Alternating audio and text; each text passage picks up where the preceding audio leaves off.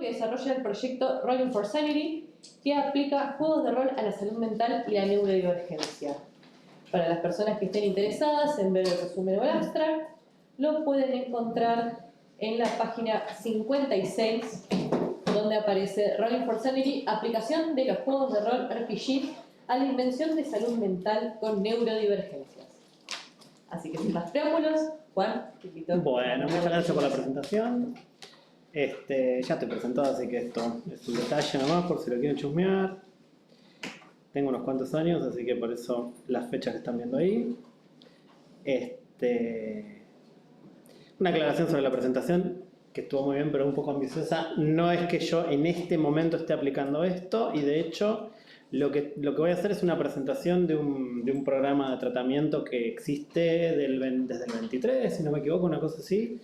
Pero como verán, esto evidentemente no tiene que ver específicamente, mi experiencia con esto no tiene que ver específicamente con esta modalidad de tratamiento que la voy a presentar, por una cuestión profesional la puedo presentar, pero mi experiencia personal fue alrededor de del 17, 18 y un poco antes. Lo del potencial tiene que ver con un video de YouTube que me encontré en su momento de una neurodivergente que a su vez es neuropsicóloga y neurocientífica, que se llama Maya Tordal, que es de Noruega, quizás Dinamarca, no me acuerdo, uno de esos países con cascos con cuernos, que quizás alguno la ubique por ahí, que es la primera que cuando yo estaba trabajando con pacientes dentro del espectro de autismo, googleándola y buscando en YouTube y qué sé yo, encontré que mencionaba explícitamente los beneficios en términos personales. En ese momento todavía no era neurocientífica, era estudiante todavía cuando subió ese video a YouTube, donde explicaba abiertamente los beneficios que le había traído a sus habilidades sociales los juegos de rol. En particular, en el caso que les puede interesar el dato, era Vampiro la Mascarada. Supongo que la segunda edición, no sé los que más conocen por la fecha, más o menos tercera, no sé cuál sería. O la de World of Darkness, una de esas fechas, más o menos, ¿no? 2005, 2006, por ahí. Va, en el principio de YouTube. Sí. Bueno, pero es un dato que yo no manejo porque no estoy tan familiarizado con Vampiro, pero sí el dato importante de que sea Vampiro tiene que ver con el hecho de que es un juego fundamentalmente narrativo y social, ¿no? La famosa discusión, ¿no? De qué es un juego de rol. No la vamos a dar ahora, pero ya saben de qué estoy hablando. D&D no es un juego de terror. Bueno, y toda esa historia. Bien. Sí, tengo que avanzar yo también, ¿no? Una aplicación que pase cosas, ¿ya? ¿Alguien programador? Ya sabe qué hacer. ¿No? Bueno, lo de Juegos de Qué es un homenaje a... No sé si alguien sabe lo que es Juegos de Qué. El primer club de Argentina de juegos de rol. Muy bien, alguien es más viejo que yo, o igual. Fue el primer club de rol de Argentina, por lo menos así grande, conocido, junto con la Cofradía del Sur. Que no sé si es la misma Cofradía del Sur que tiene el nombre de ahora, pero la Cofradía del Sur también fue uno de los primeros, muy relacionado con Hawk España y todo eso. No hay que perder el tiempo con estos datos, después los charlamos si quieren, pero Juegos de Qué, que me parece un nombre espectacularmente bueno, era un conglomerado de gente de Puan. Puan es esto, esto es una de las sedes de Puan. Puan es la Facultad de Filosofía y Letras para los que no son de Argentina. Y obviamente la Facultad de Ciencias Exactas y Naturales, evidentemente, ¿no? Son los dos extremos del mismo continuo, digamos, ¿no? De neurodivergencia, por eso no lo dije. Bien, entonces, elementos claves, bla, bla, bla. No voy a hablar de estas cosas porque se las saben de memoria. Esta presentación fue creada para personas que no están iniciadas en los juegos de rol, así que son datos para repasar. Voy a ir directamente al punto porque los tiempos son cortos. Las aplicaciones terapéuticas de los juegos de rol, es necesario comprender algunos conceptos. Son conceptos que ayudarán a identificar por qué los juegos de rol pueden ser herramientas efectivas en entornos terapéuticos y de desarrollo personal. Lo de desarrollo personal, esto lo charlé con Marcos en su momento, obviamente tiene un peso importante, por ejemplo, en el origen de Leyenda, ¿no? Él me estuvo contando un poco de eso, ¿no?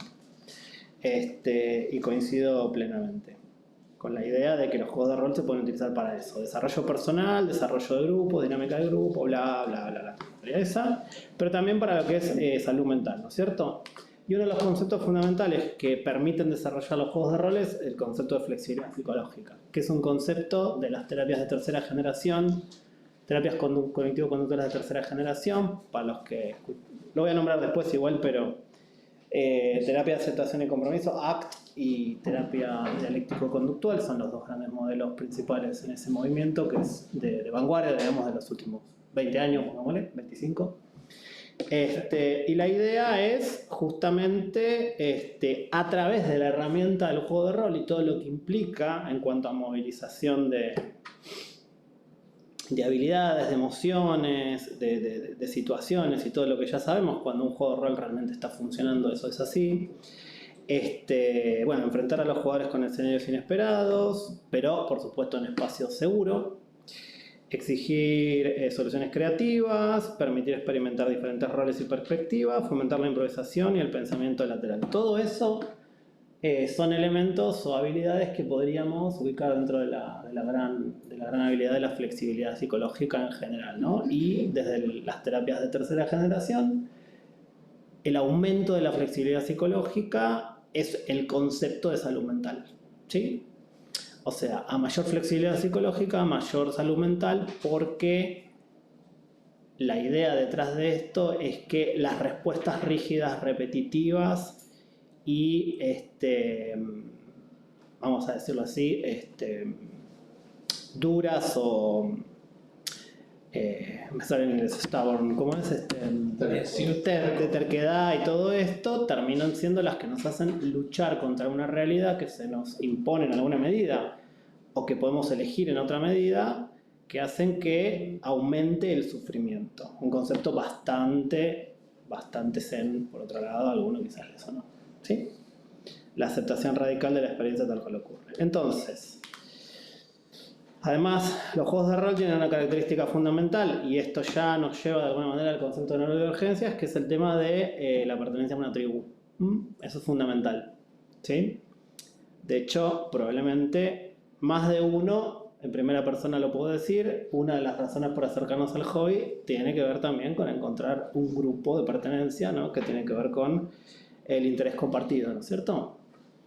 Y esto del interés compartido pues lo voy a retomar. ¿Sí? Bueno, son espacios seguros, de confianza, de calma y de conexión, ¿no? Donde se pueden experimentar ciertas situaciones con una cierta distancia, digamos, narrativa y ficcional, que hace que las mismas experiencias que en la vida cotidiana serían mucho más difíciles de afrontar, en el espacio seguro de la ficción se pueden empezar a experimentar, por lo menos de una manera un poco menos aversiva o directa. Bueno, después está el tema de la diversidad e inclusión, la tarjeta X, que lo deben conocer. Y ahora sí vamos a este concepto que está detrás de la idea de que los juegos de rol pueden servir para fomentar la tribu. La tribu es en el sentido del grupo de pertenencia en el que uno se siente seguro y puede ser sí mismo, básicamente, sin limitaciones y sin la necesidad de enmascarar, que es uno de los grandes dilemas de la neurodivergencia, el masking, el enmascaramiento, ¿no? Por eso no es casualidad lo que yo decía antes de que justo Vampiro la Mascarada haya sido un juego elegido, ¿no? Porque justamente es casi como una... ¿Cómo decirlo? Sí,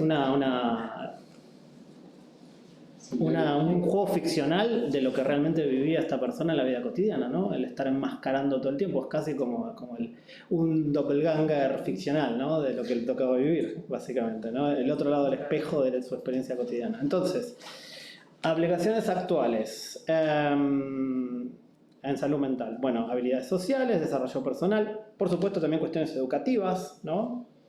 Yo tengo un amigo con el que jugaba bastante, que, bueno, hace un tiempo que ya no estamos compartiendo la mesa, pero que aprendió inglés y matemáticas jugando rol cuando en la secundaria odiaba las matemáticas y el inglés, obviamente, ¿no? Pero bueno, evidentemente, ¿no? Bueno, estimulación cognitiva, por supuesto, dinámica de grupo y específicamente en neurodiversidad, o neurodivergencias, el apoyo específico en trastorno del espectro de autismo, el TEA, el TDAH, que es el trastorno de déficit de atención y hiperactividad, presente, y otras condiciones que benefician en entornos estructurados socialmente seguros. Por supuesto, hay algunas excepciones que también entran dentro de las neurodivergencias con las que hay que tener cuidado, como por ejemplo el trastorno bipolar o la esquizofrenia, ¿no? Ahí hay que tener bastante cuidado por las características del diagnóstico. Lo que no quiere decir que no se pueda, pero bueno, vamos al método, que no es mío, por supuesto. Es el método Game to Grow, ¿sí? Que está financiado por la Corpo. Ya saben quién es la Corpo, pero bueno, en este caso, Hasbro, obviamente. ¿Sí? Pero bueno, de todas maneras no deja de ser interesante tomarlo, porque en definitiva el trabajo de los profesionales es espectacular. Y cuando acá decimos gaseosa, no sé cómo dicen en México, creo que soda. Sí, decimos gaseosa, ¿en qué estamos pensando? Bueno, si decimos rol, ¿en qué estamos pensando? Entonces, no jodamos, o sea. A veces hay que usar lo que funciona y punto, ¿no? Bien. Bien. Entonces, enfoque tras diagnóstico, sistemas populares por un tema de que es mucho más fácil abordar un sistema que ya esté más o menos bastante, digamos, porque con todo lo que estuvo pasando en los últimos 20 años, que es infernal, lo que explotó, sí. No, pensé que me estabas por preguntar. Dungeons and Dragons está tan metido en la cultura popular hasta niveles insospechados, digo, ¿no? Juntamos experiencia con aplicaciones en el celular que no son de juegos de rol, por ejemplo. Entonces, efectivamente, cuando hablamos de juegos de rol y presentárselo a un grupo de potenciales pacientes, tenemos que ir a lo que más se conozca, ¿no?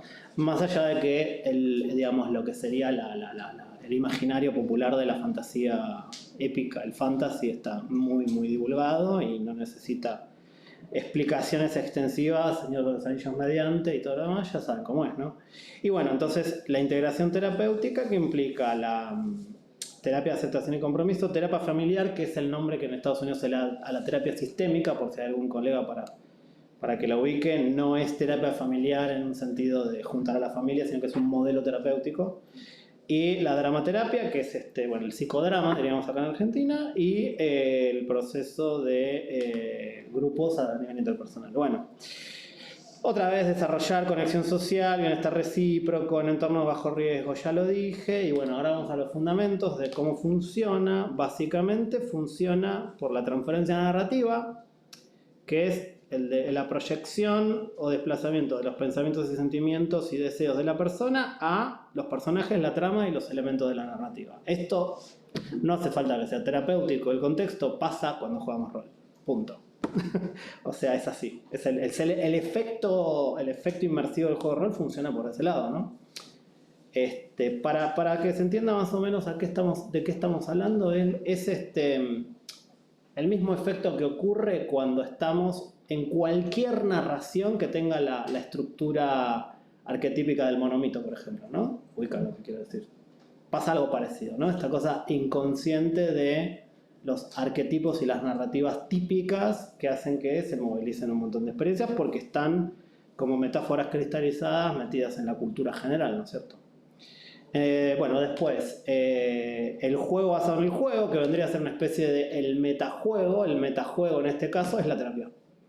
¿Sí? O sea, lo que se hace es, los pacientes, los clientes están jugando y en el nivel, digamos, de concreto, digamos, o material, están jugando un juego de rol, punto. Es el terapeuta el que interviene, el facilitador el que interviene a un nivel meta, digamos a un nivel de metajuego, facilitando que el juego vaya en ciertas direcciones que están relacionadas a los objetivos terapéuticos del grupo y de los individuos en particular. ¿Sí? O sea, la intervención está en algo así como en un uso terapéutico de la narrativa del juego a ese nivel meta, ¿no? Como si fuese direccionar el juego a propósito. Pero, por supuesto, con propósitos terapéuticos. Por eso, en este nivel, el juego está basado en el juego, o sea, el metajuego del juego, porque aparentemente no hay propósito, pero está la naturaleza voluntaria, está el disfrute que genera, o sea, esto es igual que jugar un juego de rol normalmente. La suspensión del sentido del tiempo, que tiene que ver con esto de cómo se dan las cosas en el juego, ¿no? O sea, el hecho de que un round sean 6 segundos de tiempo y dure media hora, evidentemente hace que el tiempo tome una dimensión totalmente diferente. Pero esto en las neurodivergencias es crucial, porque una de las grandes cuestiones con la neurodivergencia es el manejo del tiempo y la posibilidad de poner en práctica habilidades que en otros momentos se tendrían que hacer prácticamente en tiempo real, de una manera muchísimo más detallada, muchísimo más extensa en el tiempo y muchísimo más desmenuzada, a su vez en pequeñas cosas que se van llevando a cabo, que es lo que hacemos cuando, por ejemplo, en un momento de combate en D&D, podemos estar media hora para una cosa que en realidad se resolvería en 30 segundos en la vida real.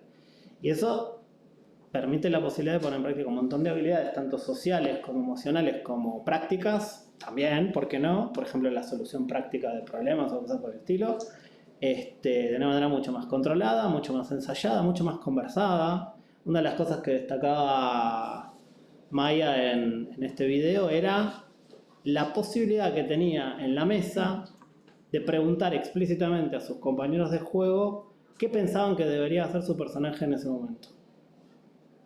Entonces, en un lugar seguro, en un espacio seguro, tenía la posibilidad de aprender de otros las habilidades sociales que a ella no le fluían naturalmente. ¿Sí? O sea, básicamente el resto de sus compañeros, a través de la situación de juego de su personaje, la entrenaron en habilidades sociales que ella después trasladó a la vida cotidiana. Y esto es... Sí, claro. Bien, entonces, bueno, después tenemos otro fundamento más, que es la distancia estética, que tiene que ver con la distancia entre la persona y el personaje, que el terapeuta la puede ir manejando interviniendo desde la narrativa, ¿sí? Que tanto se permite la sobreidentificación con el personaje o la posibilidad de tomar cierta distancia, ¿no? Esto de qué tanto estoy en personaje o qué tanto lo estoy usando como avatar de juego, ¿no? Que ese es el concepto inicial de Gary Gygax en D&D, ¿no? Que es un avatar del jugador. Lo de encarnar un personaje es un poco posterior, esto lo deben saber. El enfoque evolutivo y el andamiaje tienen que ver fundamentalmente con la idea de que se respeta la evolución de cada uno, y en este sentido el director de juego, que es a la vez el terapeuta, va a ir generando las condiciones para que cada uno avance a su ritmo, ¿sí? Administrando tanto las ayudas que le da, que ahora lo voy a explicar, como los desafíos que le impone, ¿sí? Ambas cosas las va regulando de acuerdo a cada uno y su evolución.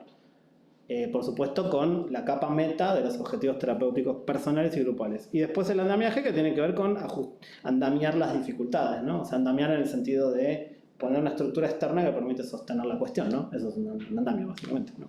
Bien, después está la parte relacional, que tiene que ver con el facilitador, es el Dungeon Master, pero por supuesto que es un terapeuta, ¿no?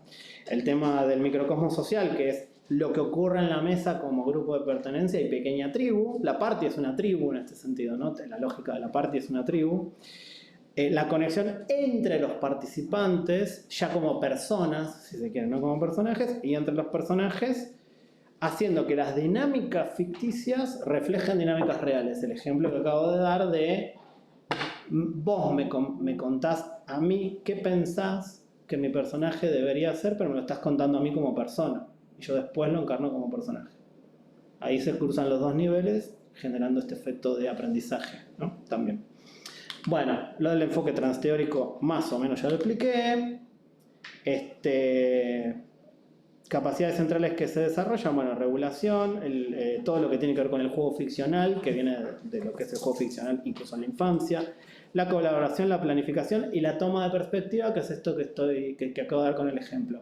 Cuando yo me pongo en cómo creo que tu personaje podría funcionar de acuerdo a la historia previa de ese personaje en la mesa, y te doy un tip como jugador o como máster de cómo creo que podrías destrabar este momento de la narración, que tiene como trasfondo destrabar el momento terapéutico en el que estás metido, se hace toma de perspectiva, que es básicamente ponerse en el lugar del otro de manera flexible para entender cómo podría esa persona comportarse, sentirse, etcétera, que lo podemos aplicar a la persona o al personaje. ¿No es cierto? Bien. Bueno, rol del máster, espontaneidad, playfulness, que es como la disposición al juego, la flexibilidad al juego, la disposición a... Esto en los Power de Apocalypse tiene que ver con esto de darle protagonismo de centrar en los personajes, ¿ubican lo que digo? O sea, esto de los protagonistas son los personajes y darles el control del juego a ellos, guiando después a partir de ahí la narración, y no al revés, no imponer. O sea, railroading versus dar control a los jugadores, ¿no? Bueno, el sintonizarse con el attunement vendría a ser esto, estar sensible a lo que le pasa a los jugadores y a los personajes, a los jugadores a través de los personajes. Confiar en el proceso, o sea, no pasarse de mambo con el tema de influir, sino también ir como siempre retomando lo que es una dialéctica, casi en un sentido hegeliano lo digo, ¿no? De un ir y venir entre lo que proponen los jugadores a través de los personajes y lo que propongo a través de la historia, porque se juega rol, no es que no se juega rol, se juega como una aventura cualquiera, pero con la capa meta de, además de la narrativa en sí, los objetivos detrás de la narrativa. ¿Sí? Y bueno, el conocimiento sobre los modelos de intervención y todo eso, que son los que fundamentan a su vez la conceptualización del caso del paciente y del grupo y, evidentemente, las intervenciones posteriores, ¿no? Bien. Bueno, hay un proceso de selección, no me quiero extender con esto, que tiene que ver con cómo armar el grupo. 3 estrategias de facilitación que están buenas también para el jugar rol, que tienen que ver con dar las herramientas, ofrecer algunas soluciones como opciones o directamente influir sobre la narrativa para generar la aparición de habilidades nuevas. ¿Sí? Bueno, vamos rápidamente, vamos cerrando ya. Esto después si quieren lo pueden ver. Esto sí me interesa. Durante las sesiones se aplica DOTS, que es qué desean hacer los personajes, qué obstáculos se pueden poner, qué tácticas se pueden utilizar y qué ocurre luego, que tiene que ver con retomar todo lo que se hizo durante la sesión y avanzar la trama a partir de ahí. ¿Sí? A mí me llama mucho la atención porque usan D&D, pero se parecen muchísimo a Power de Apocalypse, la manera de dar la terapia incluso. Por eso yo usé en su momento Dungeon World y no esto. Bien, selección de juegos. Yo usé con mi grupo, antes de que este modelo exista, yo lo hice de manera totalmente espontánea porque los pibes querían jugar rol y por supuesto, acá estoy. Dungeon World me parece muchísimo mejor. O sea, Dungeon World, para los que lo han jugado, se adapta, pero con una adaptación de 10 segundos al modelo terapéutico, sobre todo porque tiene las guías, ¿no? El tema de los guiones en la hoja de personaje, que a los jugadores les facilita un montón las cosas y les permite tener una idea de cómo actuar sin tener que exponerse tanto socialmente, ¿no es cierto? D&D es mucho más exigente en ese sentido, requiere mucho más de la negociación a nivel social y me parece que Dungeon World en ese sentido, más allá de que da el control a los jugadores, tener eso en la hoja te da una calma y una tranquilidad que te permite elegir entre esas opciones cerradas de una manera flexible, pero sin embargo no morir en el intento. Dungeons & Dragons requiere mucho más del lado del máster y del lado de los jugadores también, porque es muchísimo más abierto en términos generales, ¿no? En cuanto a opciones de qué hacer. Así que bueno, esas son las demás de las recomendaciones. Dungeon World, por el tema de todo lo que implica en cuanto a ya estar estructurado como juego mucho más. Y el tema de los vínculos, que es muy interesante para generar vínculos entre los personajes de una manera un poquito más guiada, ¿no? En ese sentido me ha servido un montón crear los vínculos entre ellos y que se los imaginen. Es una herramienta muy interesante para desarrollar vínculo grupal y habilidades sociales y tener que hacer toma de perspectiva pensando en cómo yo haría que el otro, ¿no? Y toda la historia esa de los vínculos. Y bueno, Dungeons & Dragons tiene que ver con que, bueno, gaseosa es Coca-Cola y rol es Dungeons & Dragons. ¿Qué le vamos a hacer? Esa es un poco la idea. Bueno, espero que más o menos haya quedado algo claro de todo lo que dije. Gracias.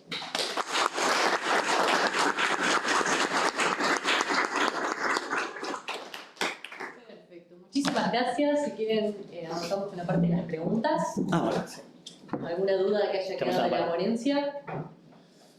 sin timidez, levante la mano, allá al fondo. ¿Qué tal? Bueno. Consultar, por ahí al último expuso un par de ejemplos de algunos juegos, de algunos manuales. Quería saber si ha habido alguna adaptación de algunos manuales, de algunos juegos a este dispositivo. En realidad, la adaptación es el tratamiento. Porque el juego es Dungeons and Dragons, el que usan en el modelo original. Y la adaptación, casi que te diría que el manual de tratamiento es la adaptación del juego con la capa meta. Porque en el manual vos te encontrás la parte terapéutica, pero te encontrás un montón de cosas que tienen que ver con consejo para el máster, en el sentido tradicional de la palabra. Así que sí, la adaptación es casi que te diría el propio manual. ¿Sí? ¿Otra pregunta? Me interesa bastante el tema. Quería saber más o menos dónde se puede llegar a conseguir este manual. En Anna's sea, Archive.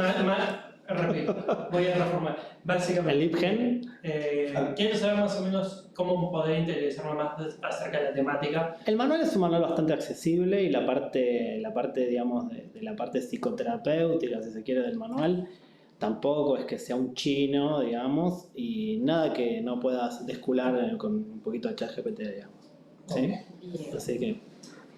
Por mi parte quiero hacer una pregunta que es ¿cuánto conocimiento crees que sea necesario de la parte de las herramientas de seguridad de parte del terapeuta para poder abordar justamente problemáticas en una situación de terapia, ya que es un espacio donde muchas veces se presentan situaciones de vulnerabilidad? Todo lo posible.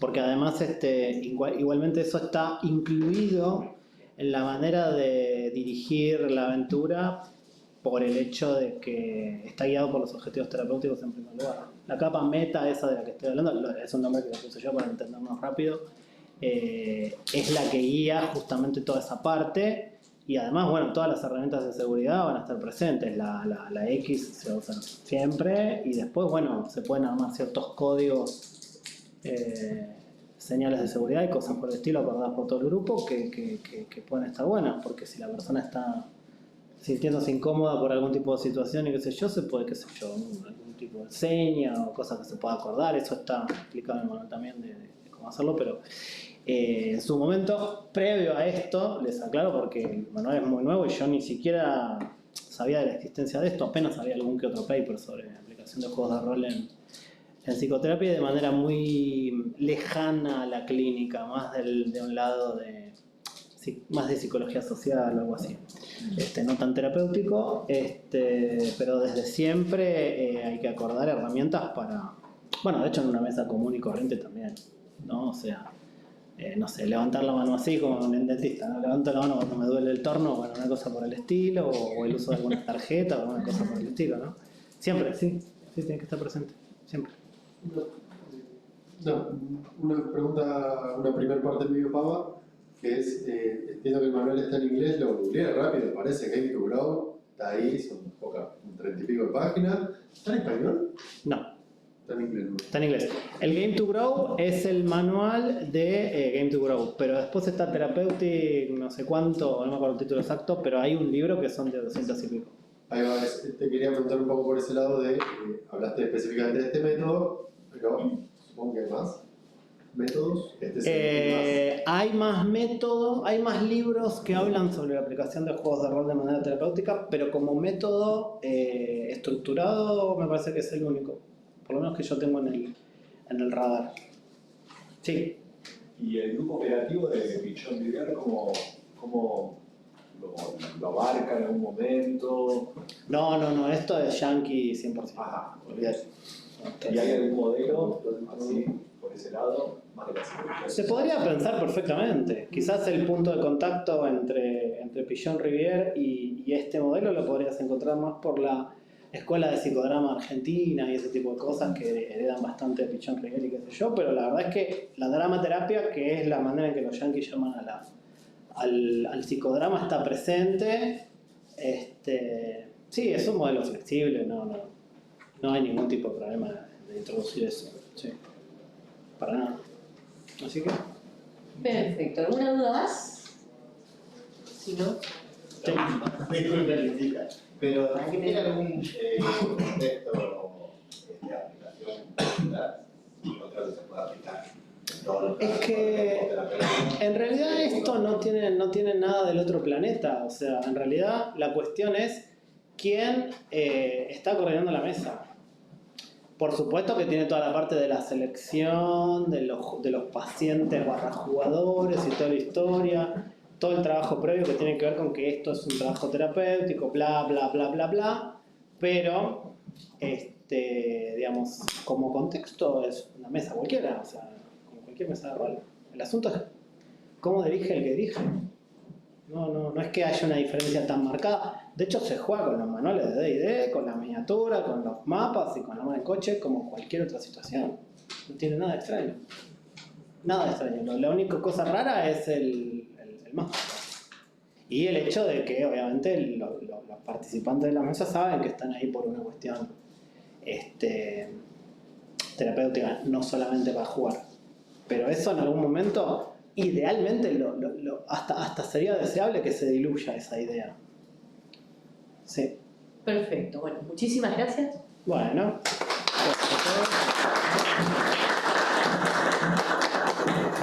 Ahora, si nos esperan unos minutitos.